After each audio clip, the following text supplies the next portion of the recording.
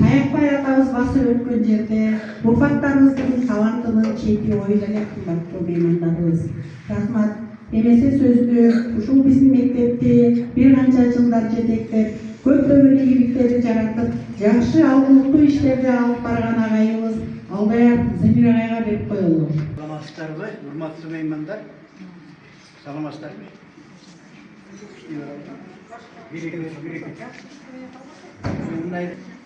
Урматтуу меймандар, саламатсыздарбы?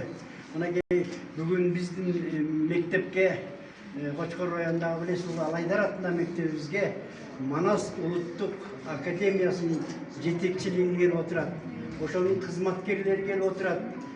Жөн келбестен Ураным Кыргыз, улутум Кыргыз, Ураным Манас деген уранын алдында келип, мынакей тамгалар даңктайт Манастын тебинин бет ачары болуп атат. Ошондой эле мектепке борголуу келбестен көптөгөн житектерди, жаңы мектептерди алып келиптир. Ошондой эле кымбат баалуу интерактивдүү доска келип отурат. Белек катары алып келген ушул Манас улуттук академиясынын жалпы коллективине аалы кызы Назирага чоң рахмат. Мурун аалы кызы Назираны болсо тил, маданият теле компаниясында, теле каналында продюсер катары билсек, башкы продюсер катары. Бүгүнкү күндө ошол Манас улуттук академиясынын жетекчисинин милдетин аткаруучусу болуп турат. Ушул кезде учурда рахмат, ушундай учурда келип, ушу биздин айылга келгениңерге ошон кубанып турабыз. Абдан биз элибиз менен, мугалимдерибиз менен, окуучуларыбыз менен кубанычтабыз. Ошондой билим берүү жетекчиси келип отурат бул жерде районубуздун мырза. Рахмат силерге дагы маани берип келгениңиздерге. Биздин айыл мына улуу Манас феномен, улуу манасчылар баскан изи бар ушул жерде. Мына ореке кара тоондар жагынан Саякбай атабыз колуна бүркүтүн кондуруп алып, атын минип алып, ушул айыл туугандар болгондон кийин бат-бат келип Манас айтып, сал мурунга чыгып, бүркүтү менен бүркүт салып келип кетип Манас айтып жүргөн жер. Ошондой эле улуу манасчыбыз Сагынбай атабыз дагы ушул жерде жашап 12 жашынан баштап, анан 60-жылдарга чейин 60 жашка чыкканча ушул жерден Манас айтып, илхому жаралып жүргөн айыл ушул айыл. Ошол манасчыбыздын көкөгүнөн миллиондогон касиеттүү ыр-саптарын батырган улуу манасчы, феномен манасчыбыздын сөөгү биздин айылда Айманбеттин коктусунда турат. Көптөгөн манасчы болгон манасчынын аттынын баары келип зиярат кылат. Жусуп мамай келгенде мындан 35 жыл мурун келген биздин айылга. Келгенде айткан, мен көп мынтип айтты. Уш жерден мындан 35 жыл мурун жолуктук, ошондо элге кайрылып атып айтты. Мен дейт, көп китепти окуган адаммын деди. 71 жашта болчу. Молда болуп мынтип айткан дейт. Кочкор ата кош дөбө, жарма кара боз дөбө, жаныңызда турабыз.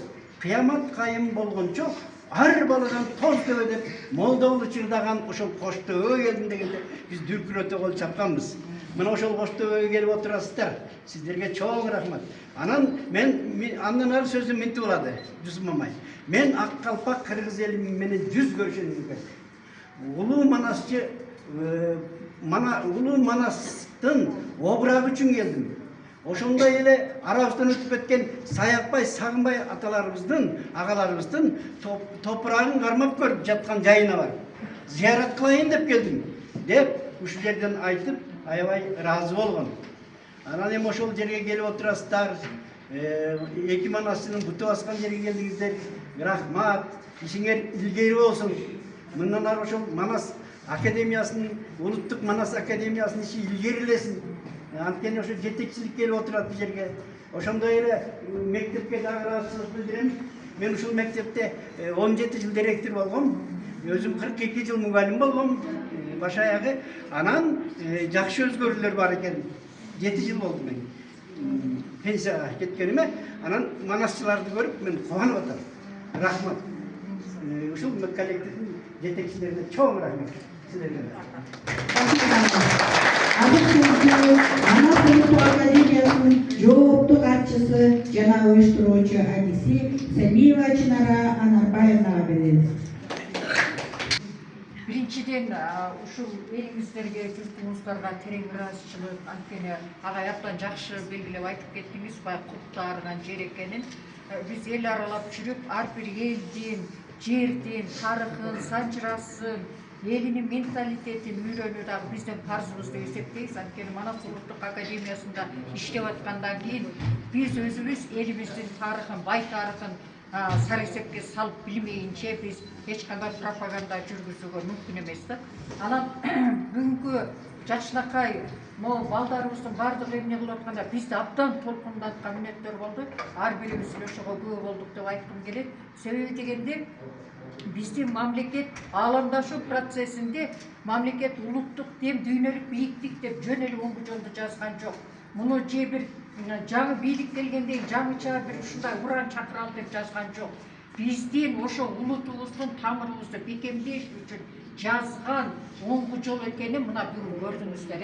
Биздин кызыбыздын ушундай манас айтып атканда дене боюбуз дүркүрөп, түпкүлүгүбүзгө кайтып турабыз. Демек биз кандай улуу эл экенибизди, кандай касиет дарыган эл экенибизди мына оңгу жолдун алкагында биз жаш жеткинчектерибизден көргөнүбүз биздин элибиздин, журтубуздун табылгасы деп кабыл алышыбыз керек. Мына ушул табылган кылымдарга, жашак кылымдарга жайылтып, жаш муундарга дем күч бериш керек деп айткым келет да. Мен абдан толкундаткан нерсе ушундай жана жогору жакта биздин Назира Алиевна да айтып кетти, ушундай жанагы аварийный состояние коебуз, акыбалы жакшы эмес болуп турган учурда дагы бел чечпей эмгектенип аткан эмгек жамаатына рахмат депчи. Мен дагы абдан ошону кабыл алып атам жүрөгүм менен. Анткени мен да 35 жылдык эмгек стаж менен педагогмун. Мен педагог катары ошо педагогдорго терең ыраазычылык билдирип эмнени айткым келет. Бүгүнкү күндүн каармандары сиздерсиздер. Ушул азыр көп жерлерде байкап салыштырып караганда тигиниси жок, шарты жок деп эле болгон жараган жарабаган блогерлерге тарттырып алып бир майда сөзгө өтүп кеттик. Ага караганда сиздер ушул жерде муздакпы, жепирейгенби, бүгүн эртең бирдеме болобу дебей туруп, ушундай жаркырап, мына баарыбызга кас-катар тизилип туруп, ушул мектептин башчысы, директору Гүлзат Жекшеналиева сизге ыраазычылык. Азыркы директорлор да могу жаштарды колдоп атат. Гүлзат Жекшеналиевнаны мен соцсеттерден билгенден эле эл аралык ушундай форумдарда ар түрдүү иш-чараларга активдүү катышкан жаш директор айым катары билем да. Демек, мына ошонун бардыгы мектебим үчүн деп жүргөндүгү көрүнүп турат. Биз ушундай жаш адистерибизди колдошубуз керек. Биздин жаш муундарды тарбиялап, келечекке жол салыш үчүн мына кенедей балдарыбызга канчалык кам көрүлсө, ошончолук биздин тамырыбыз бекем болот. Сизге ыраазычылык мектеп жетекчилиги катары. Ушул мектепти колдоп, сүрөп, ушул мектеп бир иш-чара өткөрүп атыптыр деп койбостон, канчалык ишинин көптүгүнө карабастан, билим берүү жетекчилиги Мирзат эжеке сиздин келгениңизге ыраазычылык. Анткени азыр жетекчи деген мурдагыдай болбой калган. Жетекчи бай креслодо отурат, анан кийин ручка менен кол коюп, анан моңтет деген жок. Азыр чындыгында кыргыз болгондо баарыбыз ушинтип жерлерди араламайынча биз улутубузду сактап калуу коркунучу турат. Сактап калышыбыз керек. Биздин дагы мына 4 декабрь Манас күнүнө карата эл аралык конференция өткөрүп атабыз.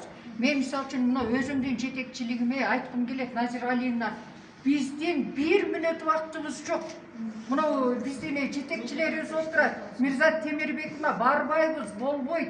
Биз деген биякта эл аралык конференция өткөрүп атабыз деп чыркырады кече күнүчө. Ошого карабастан жок. Ал жерде балдар бар. Ошо айыл жеринде кут арыган жерге барып биз жок дегенде көрүп балдарды көңүлүн көтөрүп келели деген бир жакшы тилегин билдирип келди да. Ошондуктан мен баарыңыздарга ыраазычылык билдирем. Манас академиясы, бул Манас академиясында иштеген эле кызматкерлердин академиясы емес, Манас академиясы, Кыргыз деп, Манас деп ұран шақырған ар бир кыргыздын академиясы. Биздин эшигибиз ачык. Мондай таланттуу балдарды биз коштоп, колдоп, мына бизде деген подкасттар тартылат. Ошого кыздарыбызды тартып, элге жеткирүү мына биздин ыйык милдетибиз. Биз өзүбүздүн тиякта тоодой болгон ишибизден ушул жака келгенибиз дагы бир уңгулуу, бир жылт эткен, ушу коомубузга белек боло турган бир таланттарды тапсак деп келдик. Биздин максатыбыз ишке ашты деп эсептеймин. Азыр Назира Алиевна бул биздин кичинекей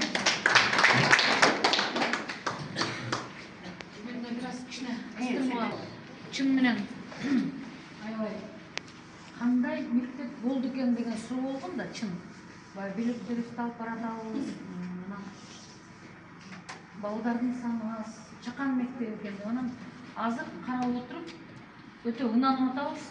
Бул ошол эжекем айтып кеткендей, эч нерсеге карабай ушул жерде көрөнгөнү сактап, өзөктү сактап, эң биздин негизги маданий кодубуз, маданий өзөгүбүз болгон Манас бул жерде жолго коюлуп калыптыр. Биринчиден, же бул ушул жер өзү мазарлуу болгон үчүнбү? Толкунданып атабыз да, абдан ушунун баарын көрүп. Биз далай мектептер ушундай азем өткөрүп бергиле, келип кеткиле деп чакыруу кезекте турушат. Бирок мына ошондой бакыт мына ушул мектепке буйруптур. Биз андан бешбетер келүү ушул нерсени көргөнүбүзгө андан бешбетер бактылуу болуп атабыз. Эмне дегенде, жанагы ыр жаттаганды айтабыз. Бизде Бишкектеги чоң мектептер бар. 3000 бала окуган, 2500 бала окуган, атагы чыккан айтылуу мектептер бар. Ошолорго баргандагы балдардын араңдан зорго бир куплетти жаттап, аны дагы жакшы айта албай такалып, мына ошентип кыйналган кечелерди, аземдерди көп көргөнбүз да. Маселен, жакында эле мына кече мурда күндөрдө барып келдик. Ал жерден да ошондой көрүнүп турат. Анан бул жерде бир кылка 4 сабырды эмес, биз берген китеп булар Рыспайдыкын өтүп кетишти. Белки биринчи китепке эмес, Рыспайдыкына сулп ырларды жаттаганга өтүп, могу жерде бири жаңылбай, такалбай ушундай шыр айтып беришти. Ага өтө таң калдык. Рыспайдын тексти көөнө сөздөр өтө көп анын ичинде. Аны бул балдар эмес, чоңдор билбейт маанисин, айта албайт дагы. Анан тилдери так келип, ошол сөздөрдү, көөнө сөздөрдү айтканга көмөкөйлөрү жарап, такылдап ырларды айтканына биз чынын айталы, там берип отурдук. Бул биринчи жагдай. Экинчиси, биз бүгүн бир нече жаңылыкты көрдүк. Биздин ырларды көп эле мектептер жаттады, бирок бүгүнкүдөй Манастын ыргагына салып, ырларды ырдап берген биринчи жол болду. Бул өтө чоң ачылыш чынында.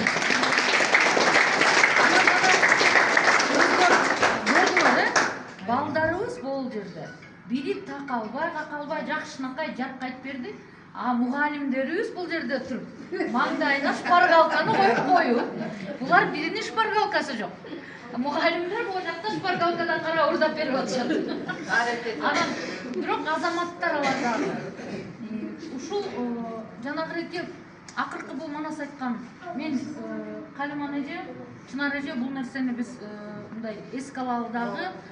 Ушул мектептин мына музыкадан деди, агай жанагы балдарды ыр жаттаткан мугалими ким? Мадина эже. Мадина эже. Биз ушундай бир мындай үлгүлүү мектептерге азырынча бир эле мектеп ошондой Саякбай Каралаев атындагы Ак Өлөңдө мектеп бар. Ошолор менен тыгыз иштешип, анан алардын балдары бизге келип экскурсияга көрүп, таанышып, биздин жанагы студиядан тартылып кетишкен. Мен өзүм атыман мына бул агайдын жамааты да укмуштуудай флейта ойноп атабы? Флейта ойноп атат. Доулбасты кадимки профессионал адискөй музыканттардай доулбасты кагып атат. Эми бул эки жанагы Манасчы кызыбызга, анан жанагы Манас айткандарга буларга сөз жок. Буларда Кудай буйруса кут дарып коюптур. Чын менен. Булардан бери дегенде акыркы аялдардан чыккан Манасчы Семетейич Сейдана апабыздан кийин аялдардан Манасчы чыккан эмес. Акматова Зуура деген эжекебиз бул жактан чыккан экен, билинип билинбей. Негизи өзү Манасты ургаач киши айтпайт деген сыяктуу эркек манасчылар бир аз азыр доору башка. Азыр энелердин доору келатат. Ошон үчүн бул эки кыздын келечеги кең болот. Бери жагы дегенде эл артисти болот бул кыздар. Кудай буйруса, Кудай кааласа. Бери жагы эл артисти. Ары жагы манас дүйнөсү каалгасын ачып, буларга бир мындай кут тартып койсо, булар манасчы болот. Ал эми келечектин иши. Манас дүйнөсү өзү тандайт. Манас дүйнөсү деген ошондо өзүңөр билесиңер, касиеттүү дүйнө. Бул кыздардын кыздар өмүрлүү болгула, балдар баардыгыңыздарга ыраазычылык. Анан ушулардын баарын башын бириктирип, сиз ушундай сонун өзүңүздүн ишиңизди мыктап барлаткан экенсиз. Бүгүнкү балдардын манас айтканы, флейтада ойногону, айтор баардыгы көрүнүп турат. Ошон үчүн мен мындай чечим кабыл алдым. Негизи бул нерсе бизде мондай төшбөлгүбүздү биз өзүбүз эле салынабыз. Бул башкаларга берилбейт. Бул деген протоколдук чечим менен ант берип атып алат бул төшбөлгүнү.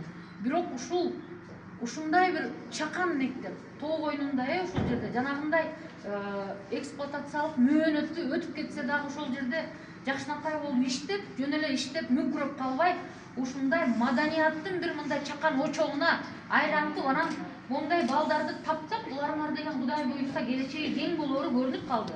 Ошону даярдаган үчүн мен биздин Манас академиясынын алдында Манас таануучулар кошууну деген кошуунубуз бар. Ошол жакка расмий түрдө мен ойлоп аткам, бул кимди директорун гана кабыл алабыз го деп. Ошол кошуунга бул 3 кишини, жана балдарды даярдап аткан педагогду, сизди, аты жөнүңүздөрдү мен билбей турам, жана директордун өзүн расмий түрдө биздин Манас таануучулардын кошуунуна кабыл алалы.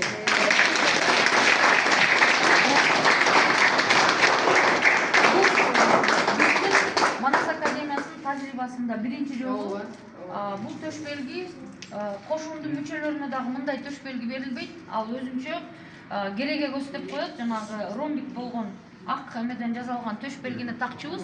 Бирок мен жанымда ала жүргөн ушуну эмнегедир салып коюп турмун. Мүбөлүктөрүн кийин аласыздар. Агай, сиздин аты жөнүңүз? Жолдошбек Эркенбек. Жолдошбек агай, бар болуңуз.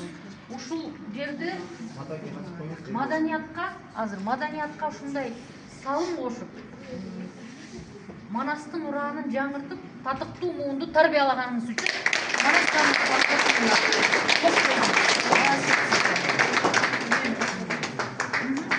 Агайдыкы бар беле? Келиңиз. Анан жана биз дагы ушул жөнөкөй грамота бербейбиз. Алтын менен күмүштүн ширөөсүнөн бүткөндөй дегендей мондай алтын алкыш барагын алып келдик.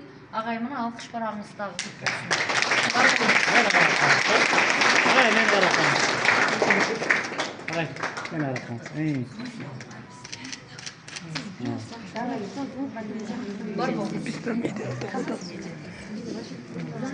балдарды даярдаган мындай маалыматты анан беребиз. Эми төрт эжеги болсо, анда мен директорду, сизди өзүңүздү мүчөлүккө кабыл алайлык. Анан калган мугалимдерге анда калыс болсун, баардыгына бирдей. Анткени капачылык болот, биздики билесиңер да. Устукан тараткандан чыгат го жанагы. Үлгүлүү деген балдардан бир 20 бала, жана бир бусике баткандай кылып, балким бир 15 бала кылып, жанагы эмгек кылып аткан ушул агай эжейлерди бизге, биз анын силердин жол киреңерди, келгениңерди, экскурсиянын анын баарын биз чечебиз, Кудай буйруса. Ошондой кылып экскурсияга күн жылганда, азыр биздин да колубуз бошобойт Манас күнүнө карата, бир жаз айларында биз силерди экскурсияга чакырабыз. Анан ошондо мына ушул 3 педагогдун салымы көп деп атасыздар. Бул 3 кишини биз анда ошол Манас таануучулар кошуунуна кабыл алалы. Макулсуздарбы? Кошуңузга тагып сизди Манас таануучулар кошуунуна бүгүн кабыл алып коелу.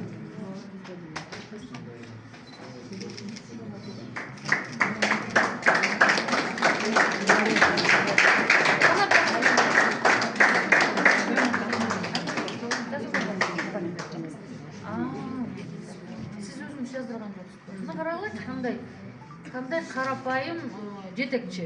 Өзүнө грамота жаздырбай мугалимдерге жаздырып. Алкыш сизге. Сиздин алтын бар болуңуз. Районно. Бул бүгүнкү иш чаранын жүрүшүн Садыр Нуркожоевичтин көзөмөлүндөгү колдоосундагы мына 7 каналды көрүп атасыздар. 7 каналдын маданият редакциясы бар. Ошонун жетекчиси Жайна деген кызыбыз коштоп баарын тартып атат. Мунун баарын бүгүнкү ушунун баарын жаңылыктардан 7 каналдан көрөсүздөр. Так, анан Мамбетова Мирзат Асанкулова, райондук билим берүү бөлүмүнүн башчысы. Мындай жолугушууларда көп эле билим берүү башчыларын, жетекчилерин көрүп жүрөбүз. Сиздин сөзүңүз, оозуңузда айтканыңыздын абдан айтып аткан идеяларыңыз терең, мыкты жетекчи экениңиз көрүнүп турат. Азыр биздин мына эң ушундай жолдон бир аз кичине убактыңарды бөлүп, дагы бир үлгүлүү бала бакчабыз бар, ошону көрүп кеткиле деп мына суранып, маселесин жеринен чечип атат. Ушундай мыкты билим берүү бөлүмүнүн башчысы бар экен. Мирзат Асанкуловна бар болуңуз, сизге да ушундай алтын алкыш барам. Мындай китептер силердин мектебиңерге берилет. Бул баштык мына бияка. Кошкор райондук окуу методикалык кабинеттин башчысы Асаналиев Астра Дүйшөнкуловна.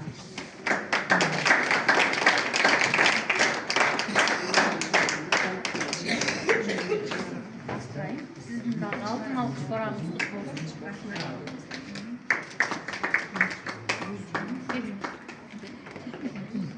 Келиңиз.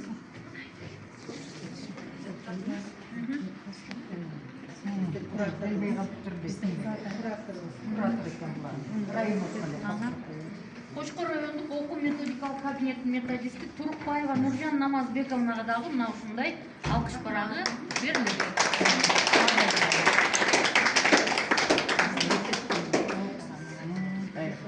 Бул даярдаган Аблес уулу алайдар кыргыз тили мектебинин кыргыз тили жана адабият мугалими Айнура Асанакуновага берилет.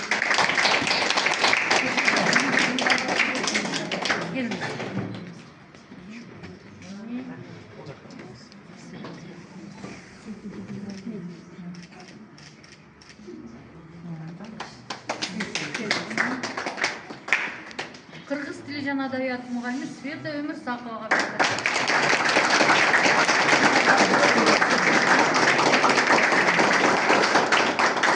Бүгүнкү фанаттары көп окшойт,